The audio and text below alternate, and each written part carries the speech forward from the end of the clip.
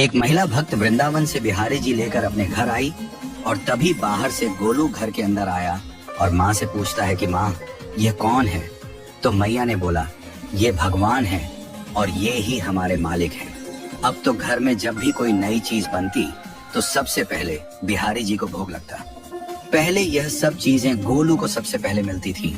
इससे गोलू बहुत चिढ़ने लगा और मन ही मन ठाकुर जी को कोसने लगा। एक दिन गोलू की माँ काम पर जाते समय बोली, गोलू यमुना जी से मटके में जल भर कर लाना।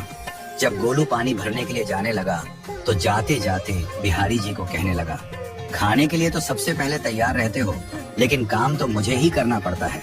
अगर यहाँ रहना है तो काम करो। कहकर गोलू यमुना जी से जल भरने के लिए चल पड़ा। गोलू जब यमुना जी में जल भरने लगा तो उसने देखा कि यमुना जी के अंदर बिहारी जी विराजमान है और कह रहे हैं, ला गोलू घड़ा हम भर देते हैं।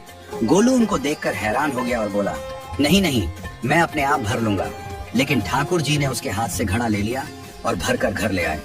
गोलू घर आकर डर रहा था कि अगर माँ को पता लगा कि मैंने ठाकुर जी से काम करवाया है तो आज मेरी पक्की पिटाई होगी। माँ ने घर आकर बिहारी जी को गीले कपड़ों में देखा तो एकदम से हैरान हो गई और कहने लगी कि गोलू ये जरूर तेरी शरारत है, जरूर तूने ही इन पर जल डाला है। गोलू ने अपनी माँ को समझाने का बहुत प्रयास किया, लेकिन माँ ने उसको डांट कर चुप करा दिया और ठाकुर जी के भीगे हुए वस्त्रों को बदलने लगी।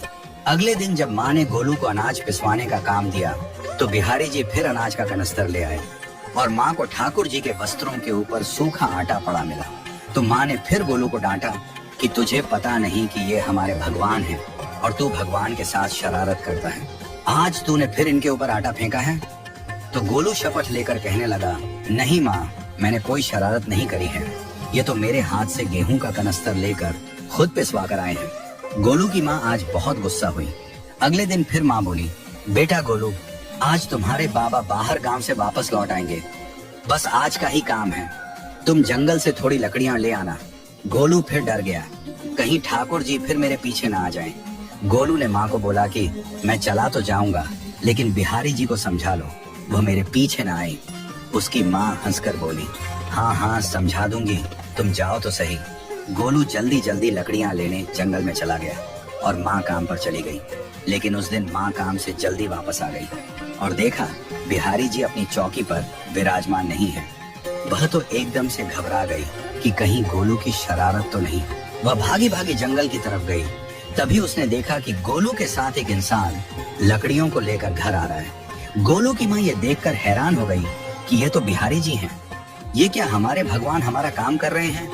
इसका अर्थ गोलू ठीक कह रहा था। वह जल्दी जल्दी भागकर ठाकुर जी के पास गई और लकड़ियां उनके हाथ से लेते हुए उनके चरणों में गिरकर रोती हुई बोली, हे बिहारी जी, ये आप क्या कर रहे हो? मुंह करीब का काम क्यों कर रहे हो? ठाकुर जी मुस्कुराते हुए बोले, हमें तो तेरे बेटे पर बहुत प्यार आता है। सब लोग हमें भगवान समझते हैं, लेकिन एक तेरा बेटा ही था जो हमको अपना मानता था।